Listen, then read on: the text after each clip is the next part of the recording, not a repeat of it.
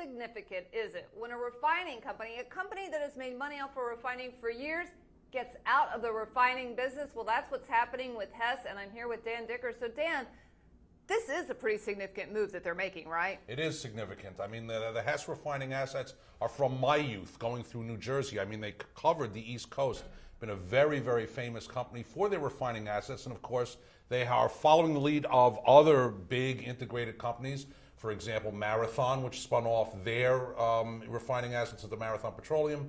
ConocoPhillips obviously did it with Phillips 66, but they've also decided to get out of the refining business. And this is the trend that's going on in the big integrated companies, and that's what's most important about what's happening to Hess, despite the fact that obviously their stock has made a tremendous run over the last month or so. Right. When we look at the chart of the stock, we did see that the market loved this decision for them to get out of refinery. Yeah, not just the decision for them to get out of refining, but obviously for Paul Singer from Elliott Associates to start making an icon-type kind of bet, looking for another $800 million in shares, a couple of board seats. Now you get some sort of speculation that maybe they want to position Hess for a sale, which I don't think will happen. But in any event, you got a lot of nice froth going on with the stock right here, and it's traveled a long way. So they're obviously doing this for a reason, to get some money. What are they going to do with that money? That's exactly right. They free up $1 billion.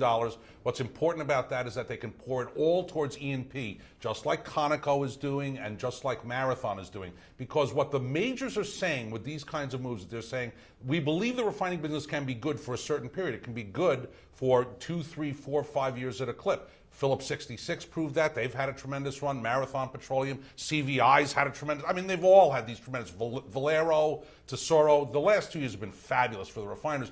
But the majors think that this is a fickle business. What's not going to be a fickle business, clearly, is crude production over the next several years. They're basically betting on a crude price that's high and higher.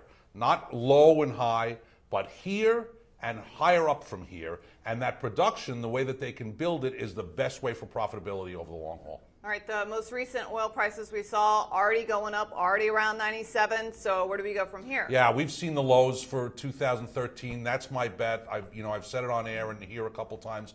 And it's only bounded on the upside by what we see geopolitically, and now with Algeria and what's going on in Iraq. I mean, you never know. Iran, those numbers can always get better. So what you want to do as an investor is find those companies that are growing their volumes in the greatest potential spots around the globe. And that, to me, is not Hess, for example, and it's not Conoco.